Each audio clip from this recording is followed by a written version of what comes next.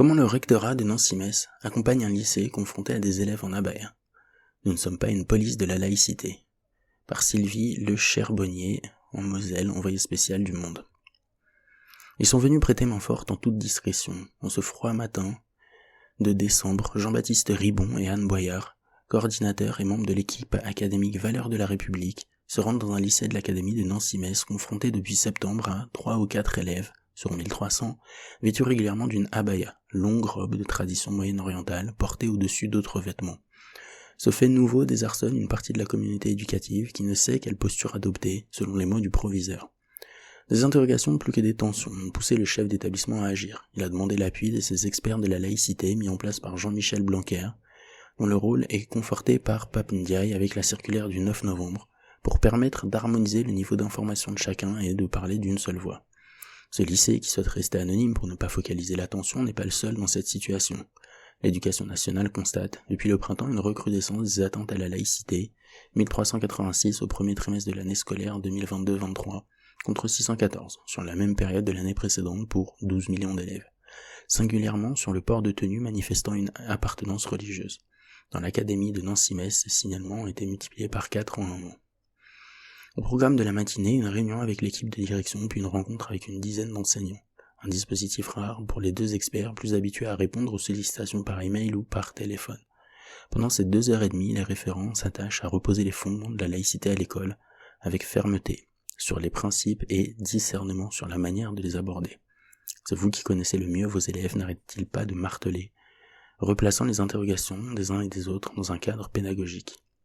Jean-Baptiste Ribon et Anne Boyard forment un duo rodé et même complice. Chacun tire parti de son expérience présente et passée. Le premier est un ancien enseignant d'histoire-géographie, aujourd'hui inspecteur d'académie.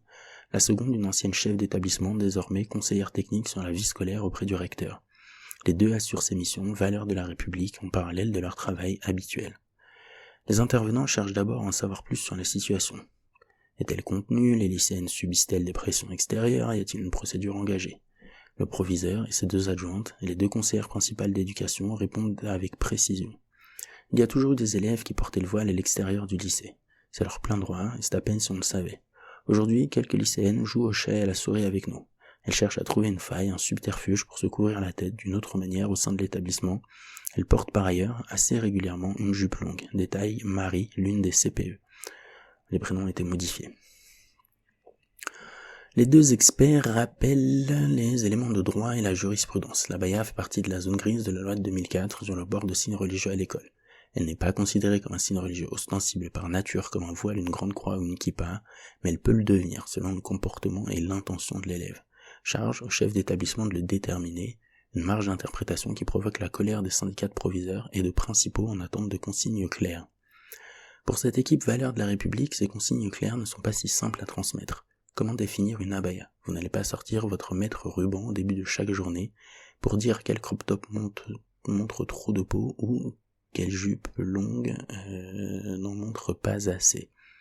C'est pourquoi c'est l'intention de l'élève qui doit vous guider, précise Jean-Baptiste Ribon, sans éluder la question de l'égalité filles-garçons en ce domaine. Aline, l'une des deux CPE, le lui fait remarquer.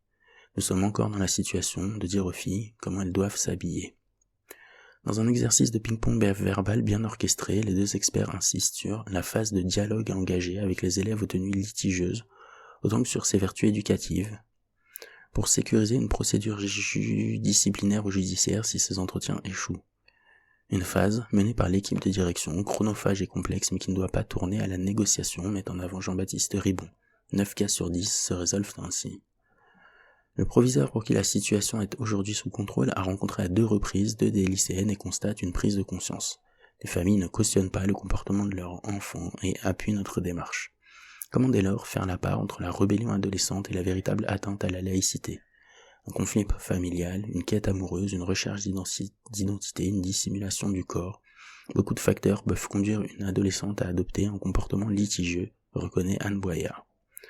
Mais concrètement, on fait quoi? On les accepte en classe? S'interroge Paul, enseignant en sciences économiques et sociales.